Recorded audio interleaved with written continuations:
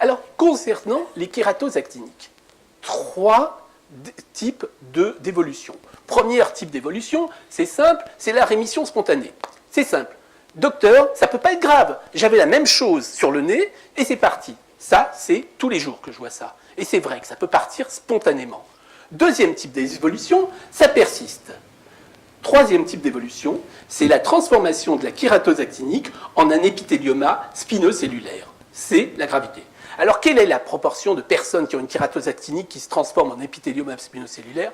C'est variable suivant les études. Certaines personnes vont vous dire c'est 1% par an, d'autres 10% par an, d'autres 15% par an. Qu'importe.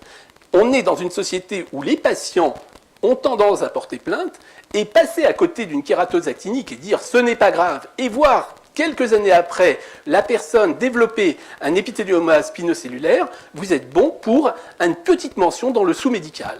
Car je le rappelle, dans le sous-médical, les plaintes des médecins généralistes pour des problèmes dermatologiques, ce sont des personnes qui ont dit « ce n'est pas grave, vous pouvez vous recoucher. C'est pas grave, ça va partir, c'est rien du tout. » Jamais dire « ce n'est pas grave, ce n'est rien du tout » parce que là, vous vous exposez à la plainte.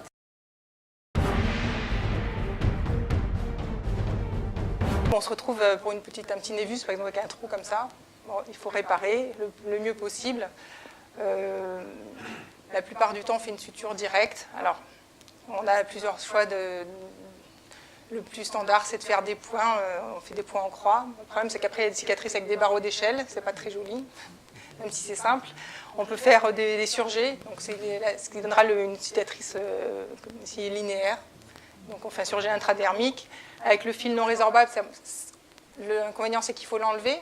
Et par contre, ça fait des plus jolies cicatrices. Le fil résorbable a plus tendance à faire un bourrelet inflammatoire et à avoir une rougeur qui va persister plus longtemps. Mais ça fait des jolies cicatrices aussi. Puis après, il y a des peaux qui supportent certains fils et des peaux qui ne supportent pas d'autres fils. Donc, en fonction des patients, des peaux, on peut choisir des fils et des méthodes de fermeture différentes. Après, quelquefois, on est obligé de faire des plasties, c'est-à-dire qu'il y a une perte de substance qui est trop importante ou en fonction de la localisation, c'est-à-dire qu'on est obligé de faire des lambeaux et déplacer la peau pour pouvoir bien recouvrir. La cicatrice sera moins belle, mais bon, ça permet de fermer. Dans certains cas, quand c'est vraiment extensif, en certaines localisations, il y a besoin de faire des greffes de peau. Et puis, il y a encore un autre cas où, en fonction des localisations, encore, on peut être obligé de fermer qu'une partie de la plaie et de laisser l'autre partie ouverte. Et avec une cicatrisation dirigée, la peau elle va se refaire. La cicatrice sera plus large, donc ça sera moins sous tension et ça sera moins douloureux. Donc après, c'est une balance.